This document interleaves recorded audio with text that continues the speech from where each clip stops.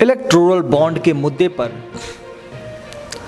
Supreme court ने SBI से कहा था कि आप 6 मार्च तक किसी भी सूरत में इलेक्टोरल बॉन्ड के जो भी दस्तावेज हैं वो सार्वजनिक करें, चुनाव आयोग को सौंपें ताकि चुनाव आयोग उसे अपनी वेबसाइट पर पब्लिश कर सके और उसे सर्वसाधारण सर्व जनता के लिए प्रस्तुत किया जा सके, जिसे आम जनता भी देख सके। अब एसबीआई जो कि बहुत बड़ी संस्था है, तो उसने अपना मत रखा।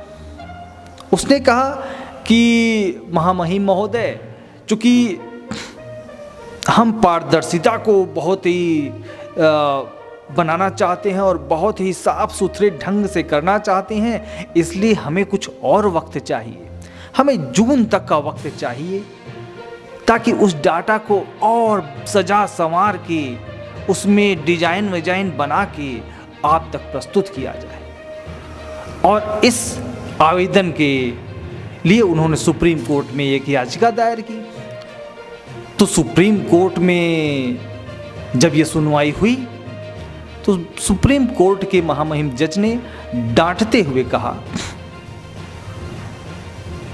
कि आप किसी भी हालत में 12 मार्च की शाम तक वो डाटा चुनाव आयोग को सौंप दें, हमें आपकी कोई भी बात नहीं सुननी। अब वो डाटा क्या है? वो डाटा ये है, लेकिन डाटा जानने से पहले आपको हम ये बता दें कि अगर यही चीज, यही डाटा अगर एसबीआई के ही किसी कर्मचारी ने मांगा होता,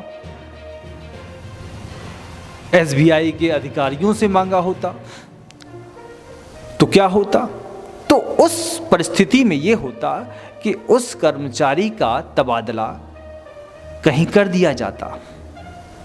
हो सकता है अंडमान निकोबार द्वीप समूह में कर दिया जाता, जो कभी काला पानी के नाम से जाना जाता था।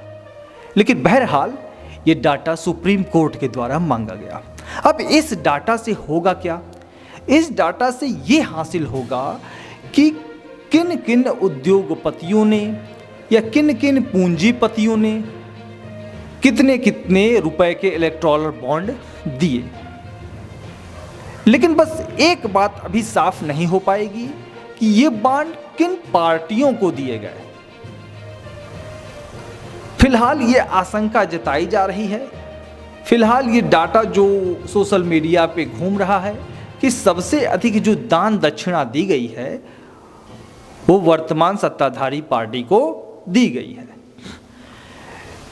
तो इन सब चीजों का जो रूप रंग है ये बदलता सा दिख रहा है।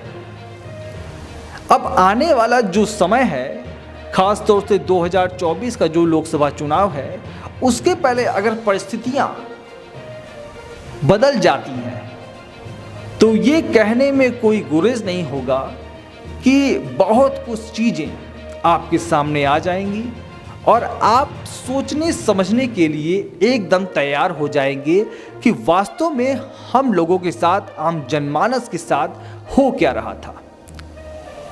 क्या ये छल हो रहा था या हम लोगों को जो रोड पे गाड़ी चल के आटे बांटे जा रहे थे वहीं तक सीमित किया जा रहा था और उन आटों के बदले में पूंजीपतियों को सोने के भर भर आटे दिए जा रहे थे। ये एक बड़ा मुद्दा होगा। फिलहाल आप बने रहिए हमारे साथ। जैसी कुछ लेटेस्ट खबर आती है हम आप तक लाने का पूरा प्रयास करेंगे।